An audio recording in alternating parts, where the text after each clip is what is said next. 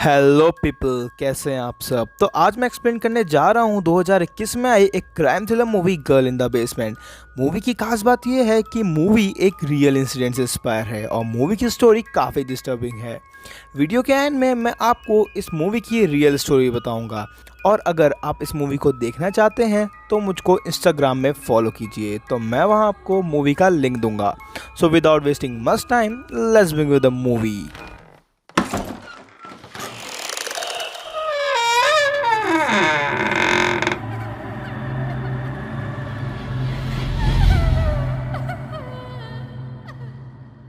तो मूवी की स्टार्टिंग होती है और हमें एक फैमिली को दिखाया जाता है जो कि कार में एक बीमार लड़की को लेके हॉस्पिटल जा रहे होते हैं। इसके बाद मूवी हमें सीधे 20 साल पहले ले जाती है, जहां हमें एक फैमिली को दिखाया जाता है जिसमें डॉन, इरिन और उसकी दो डॉटर एमी और सारा होते हैं। उस फैमिली में सब सही था, पर डॉन बहुत ही सैडिस्ट और डोमिनेंट नेचर का होता है, क्योंकि जब उसकी बेटी सारा एक पार्टी में जाने के लिए कहती है तब वो उसे मना कर देता है और डांट के उसे उसके रूम में भेज देता है। इसके बाद सारा चुपके से विंडो से निकल के अपने बॉयफ्रेंड क्रिस के साथ पार्टी के लिए चली जाती है और वहीं डॉन को पता लग जाता है कि सारा घर से गायब है, जिस पे अपनी वाइफ इरीन पे बहुत गुस्सा होता है। दूसरी तरफ सारा क्रिस के साथ क्वालिटी टाइम स्पेंड करती है और सुबह वो वापस से उसी विंडो से घर के अंदर आने ही वाली थी कि तभी डॉन उसे देख लेता है और इस पे उसे बहुत डांटता है, पर बीच में इरीन आके मैटर संभाल लेती है। नेक्स्ट सीन में एमी, सारा और इरीन रूम में बैठे होते हैं, जहां सारा उन्हें बताती है कि वो 18 साल की होने वाली है। इसके बाद वो घर छोड़ के बाहर पढ़ाई करने चली जाएगी, क्योंकि अब वो डॉन के साथ नहीं रहना चाहती थी और उसकी ये सब बातें बाहर डॉन सुन लेता है। जिसके बाद वो घर के बेसमेंट में जाता है और हमें वहाँ एक सीक्रेट रूम दिखाया जाता है। फिर वो दिन आ जाता है जब सारा ग्रेजुएट हो जाती है और वो बहुत ही खुश होती है, क्योंकि उसके बाद वो पढ़ने के लिए बाहर जाने वाली थी। फिर एक दिन इरीन शॉपिंग के लिए मार्केट जा रही होती है। सारा और डॉन घर पे अकेले होते हैं, तभी डॉन सारा को बुलाता है और उसे कुछ सामान शिफ्ट करने के लिए हेल्प मांगता है और वो दोनों एक बॉक्स शिफ्ट करते हैं जिसे डॉन उसी बेसमेंट में शिफ्ट करवा रहा था। वो उसे उस सीक्रेट रूम में ले जाता है और ये रूम देख के सारा काफ़ी एक्साइटेड हो जाती है, जिस पे डॉन उसे बताता है कि एक्चुअली ये रूम वर्ल्ड वॉर के टाइम पे बनाया गया था, जहां लोग एयर स्ट्राइक और बॉम्ब से बचने के लिए शेल्टर लेते थे। और इस रूम की खास बात ये थी कि इस रूम में रहने के लिए सारी फैसिलिटी अवेलेबल थी। पर बातों बातों में डॉन सारा को ट्रिक कर लेता है और डोर बाहर से बंद कर देता है और बाहर चले जाता है। सारा हेल्प के लिए बहुत चिल्लाती है, पर उसकी आवाज़ उस रूम से बाहर नहीं जाती, क्योंकि वो रूम साउंड प्रूफ होता है। फिर वो वही बॉक्स खोलती है जो कि वो डॉन के साथ वहाँ लाई थी और उसमें उसके डेली यूज़ का आइटम होता है।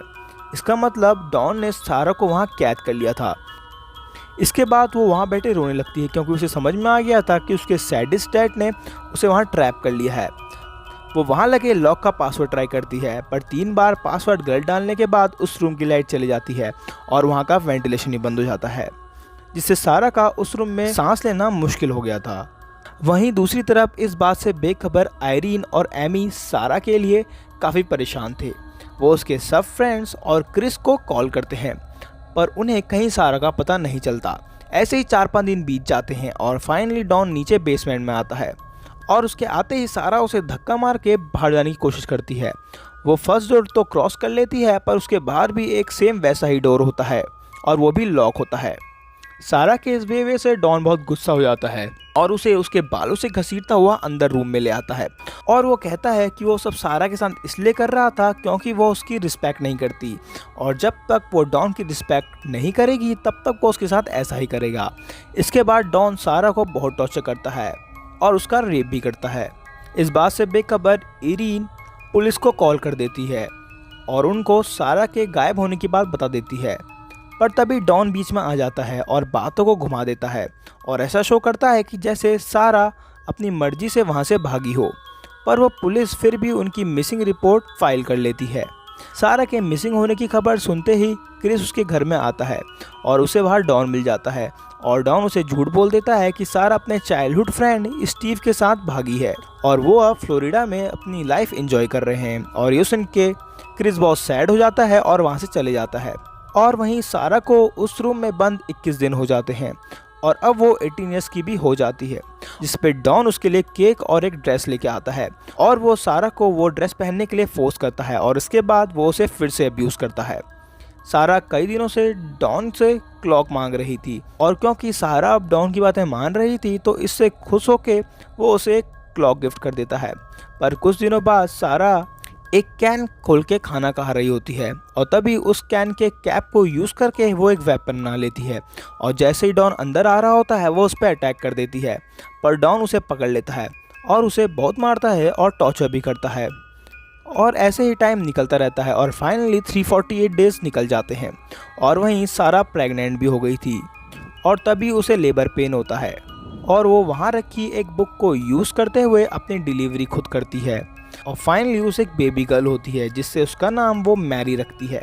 फिर 4 साल निकल जाते हैं और अभी भी एरिन सारा की याद में बहुत रोती थी और वहीं मैरी भी बड़ी हो जाती है और सारा फिर से प्रेग्नेंट होती है। तभी डॉन उन्हें बताता है कि उसका प्रमोशन हो गया है और इस बात पे सारा डॉन को कन्विंस करने की कोशिश करती है कि वो सारा और मैरी को उस बेसमेंट से बाहर निकाल दे, मगर डॉन उस पर गुस्सा हो जाता है और वहाँ से चले जाता है। इसके बाद वो ऊपर एरिन और एमी के साथ डिनर करता है और उन्हें भी अपने प्रमोशन के बारे में बताता है, जिस पे एरिन उसे रिक्वेस्ट करती है कि वो सारा को ढूंढने के लिए एक प्राइवेट डिटेक्टिव हायर कर ले, पर डॉन उस पर गुस्सा होकर डिनर टेबल से चले जाता है। फिर डॉन क्रिसमस में सारा और मैरी को एक टीवी गिफ्ट करता है। वहीं ऐसे ही 7 साल निकल जाते हैं और एरिन और एमी अभी भी सारा का वेट कर रही थी। तभी हमें बेसमेंट का सीन दिखाया जाता है जहां सारा का दूसरा बच्चा भी बड़ा हो चुका होता है और क्योंकि बेसमेंट में फ्रेश एयर अवेलेबल नहीं थी इसलिए मैरी को दमे की प्रॉब्लम हो जाती है और उसकी तबीयत ख़राब थी। तभी डॉन उसके लिए बिना किसी डॉक्टर के प्रिस्क्रिप्शन से दवा ले आता है और ये देख के सारा डॉन को समझाती है कि बिना डॉक्टर को दिखाए उसे मेडिसिन नहीं दे सकते, लेकिन डॉन उसे इग्नोर करके वहाँ से चले जाता है। इसके बाद सारा मैरी को अपनी स्टोरी सुनाती है और उसे बताती है कि एक प्रिंसेस थी जो कि अपने प्रिंस के साथ भागने वाली थी, पर उसके डैड ने उसके पंख काट लिए और उसे एक गुफा में हमेशा के लिए बंदी बना लिया और बताती है कि प्रिंस अभी भी उस प्रिंसेस को ढूंढ रहा होगा और इस बात से सारा का मतलब क्रिस से था। और नेक्स्ट सीन में हम क्रिस को एमी से मिलते हुए देखते हैं और एमी उसे बताती है कि सारा किसी स्टीव को नहीं जानती थी और उसे डर है कि कहीं उसके फादर ने ही सारा को कुछ करना दिया हो। फिर हम घर के अंदर डॉन को देखते हैं जो कि गलती से बेसमेंट की चाबी सोफे में छोड़ देता है। एमी वो की देख लेती है और वो बेसमेंट में चली जाती है। वो वहाँ डोर ढूंढ ही रही होती है कि तभी वहाँ डॉन आ जाता है और उस पर गुस्सा होता है और उसे बेसमेंट से भगा देता है। और वहीं जैसे जैसे मैरी और माइकल बड़े हो रहे थे वो सारा से क्रॉस क्वेश्चनिंग करने लगे थे और बाहर जाने के लिए भी बोलते थे। इसके बाद सारा फिर प्रेग्नेंट हो जाती है और वो बच्चे के क्वेश्चंस को घुमाने के लिए उनके साथ अक्सर खेला करती थी ताकि वो बच्चे बिजी रहें और उनको ज़्यादा सोचने का टाइम ना मिले। इसके बाद सारा का थर्ड बेबी भी हो जाता है और वो उसका नाम थॉमस रखती है। डॉन के आने पर सारा उसे बताती है कि वो एक और बच्चे की रिस्पॉन्सिबिलिटी नहीं उठा सकती और इसके अलावा उस रूम में इतनी जगह भी नहीं थी कि वहाँ और लोग रह सकें। इस पर डॉन कन्विंस हो जाता है और वो थॉमस को एक लेटर के साथ अपने घर के बाहर रख देता है। आयरीन जब बाहर आती है तो वो लेटर पढ़ती है जिसमें लिखा होता है कि मॉम फाइनेंशियली वीक होने के कारण मैं इस बेबी की अपब्रिंगिंग नहीं कर सकती और इसीलिए इस बच्चे को मैं आपके पास छोड़ रही हूँ। आयरीन खुश हो जाती है और थॉमस को अंदर ले जाती है, पर जैसे ही वो उसे अंदर ले जाती है तो थॉमस के बेड के नीचे एक और लेटर होता है जिसमें सारा ने उससे हेल्प मांगी होती है, पर वो लेटर डॉन पढ़ लेता है। वो नीचे बेसमेंट में जाता है और सारा पे बहुत गुस्सा होता है और उसे फिर से हैरेस करता है और ऐसे ही 14 साल बीत जाते हैं और अब मैरी और माइकल भी बड़े हो जाते हैं। और एक दिन जब डॉन बेसमेंट में होता है तब मैरी मेकअप करके वहाँ आती है तो डॉन उस पर अपनी बुरी नज़र डालता है जिस पे सारा बहुत गुस्सा हो जाती है और डॉन को वहाँ से जाने के लिए बोलती है। डॉन वहाँ से चले तो जाता है पर उससे बहुत गुस्सा हो जाता है और गुस्से के मारे वो उस रूम का वेंटिलेशन बंद कर देता है। फिर रात को मैरी सारा से कहती है कि उसे डॉन को डाइवोर्स दे देना चाहिए क्योंकि वो अच्छा आदमी नहीं है। फिर ऐसे ही 17 साल निकल जाते हैं। सारा बेसमेंट में होती है और बाहर बारिश हो रही होती है। तभी बेसमेंट के ऊपर से पानी नीचे गिरने लगता है। सारा ऊपर चढ़ के उस जगह का सीमेंट उतार देती है और उसे बाहर गार्डन का रास्ता मिलता है। सारा उस होल से टॉर्च बाहर जलाती है ताकि उन्हें कोई देख ले और हेल्प कर सके। और उनकी ये लाइट उनका एक पड़ोसी देख तो लेता है, पर वो ये सब डॉन को बता देता है कि उनके बेसमेंट से कोई लाइट आ रही है। डॉन इस पे गुस्सा हो जाता है और वो बेसमेंट की ओर जाता है और वहाँ वो सारा को बहुत मारता है और उससे सारा को बहुत ब्लीडिंग और लेबर पेन स्टार्ट हो जाता है। मैरी इस पे अपनी मॉम की हेल्प नहीं कर पाती और वो दूर बैठ के अपनी मॉम की चीखें सुन रही होती है और इसी वजह से सारा का नेक्स्ट बेबी डेड पैदा होता है। डॉन जाके उस बेबी को दफना आता है। फिर जब डॉन नीचे आता है तो सारा उसे बहुत रूडली बिहेव करने लगती है। मैरी और माइकल डॉन से पूछते हैं कि वो उन सबको बाहर कब ले जाएंगे। इस पे डॉन उन्हें बताता है जब उनकी मॉम उससे सही से बात करने लगेगी उसके बाद ही वो उन्हें बाहर जाने देगा। डॉन के जाने के बाद मैरी और माइकल सारा पे भड़क उठते हैं क्योंकि उनके अकॉर्डिंग वो सारा के कारण ही बाहर नहीं जा पा रहे थे। तभी सारा इरिटेट हो जाती है और वहाँ का सामान गुस्से में तोड़ने लगती है। उसके बाद वो नीचे लेट के क्रिस के साथ अपनी अच्छी मेमोरीज याद करके सो जाती है। मैरी और माइकल पूरा रूम साफ करते हैं और सारा के सो के उठने पर उसे फूड सर्व करते हैं और अपने रूड बिहेवियर के लिए माफ़ी मांगते हैं। इसके बाद सारा अपनी रियल स्टोरी उन दोनों को बता देती है कि उसके साथ डॉन ने क्या किया होता है और ये भी बताती है कि डॉन उसका फादर था और ये राज जान के दोनों बहुत शॉक हो जाते हैं। इसके बाद वो उन्हें कन्विंस करती है कि वो जल्द ही बाहर जाएंगे। फिर डॉन नीचे आके सारा से बदतमीजी करने लगता है। तभी माइकल को गुस्सा आता है और वो डॉन को थप्पड़ मार देता है, पर सारा उसे रोक लेती है। इसके बाद डॉन वहाँ से चले जाता है। तभी डॉन को एक मेल आता है कि उसकी जॉब चली गई है और इसके बाद उसकी फाइनेंशियल कंडीशन बहुत ख़राब हो जाती है। उसे अब अपनी फैमिली के इतने सब लोगों को संभालने के लिए रुपए नहीं थे, इसलिए वो सारा और उसके बच्चों को मारने का प्लान बनाता है और अपनी कार का एग्जॉस्ट का एक पाइप के थ्रू उनके वेंटिलेशन सिस्टम में डाल देता है। तभी वहाँ थॉमस आ जाता है जिस वजह से डॉन का प्लान सक्सेस नहीं हो पाता। फिर ऐसे ही 20 साल हो जाते हैं और एक दिन मैरी को अस्थमा अटैक आता है और उसकी तबीयत बहुत ख़राब हो जाती है। डॉन के आने पे सारा उससे बहुत रिक्वेस्ट करती है कि वो मैरी को डॉक्टर के पास ले जाए। फाइनली बहुत रिक्वेस्ट करने के बाद डॉन उसको हॉस्पिटल ले जाता है। वो सारा और मैरी को हॉस्पिटल ले जाता है पर माइकल को वहीं बंद कर देता है और वही गाड़ी वाला सीन आता है जो कि हमें मूवी के स्टार्टिंग में दिखाया गया था। बाद में मैरी का ट्रीटमेंट हॉस्पिटल में हो रहा था। इसके बाद डॉक्टर हॉस्पिटल फॉर्म भरने के लिए सारा और डॉन के पास आती है और डॉन सारा को डॉक्टर को कुछ भी बताने के लिए मना करता है, मगर मौका देख के सारा पेपर पे पानी गिरा देती है। डॉन नया पेपर लेने के लिए जाता है तो सारा डॉक्टर के पास जाती है और साथ में एक सिक्योरिटी गार्ड भी खड़ा होता है।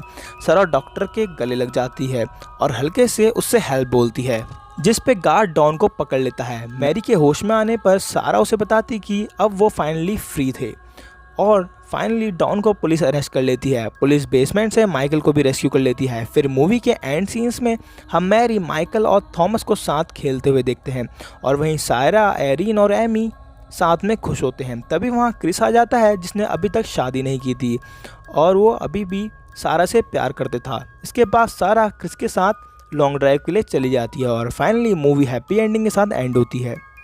सो फ्रेंड्स, रियल में ये केस 2008 में सामने आया था जहां एलिजाबेथ फ्रिट्जल नाम की वुमेन ने पुलिस को बताया था कि उसके फादर जोसेफ फ्रिट्जल ने 24 साल तक उसे कैद में रखा था, जहां उसने उसे सेक्सुअली अब्यूज और रेप किया था। मूवी में सारा के 4 बच्चे ही दिखाए गए थे, जबकि रियल स्टोरी में एलिजाबेथ के 7 बच्चे हुए थे, जिसमें एक बच्चे की मौत न्यूमोनिया की वजह से हो गई थी। इसके बाद जोसेफ को लाइफ इम्प्रिजनमेंट की सज़ा हुई थी। और फ्रेंड्स, अब मैं आपको कुछ फोटोग्राफ दिखाऊंगा जो कि रियल बेसमेंट की थी। सो फ्रेंड्स, होप आपको मूवी पसंद आई। अगर मूवी पसंद आई तो please like share subscribe my channel. Thank you.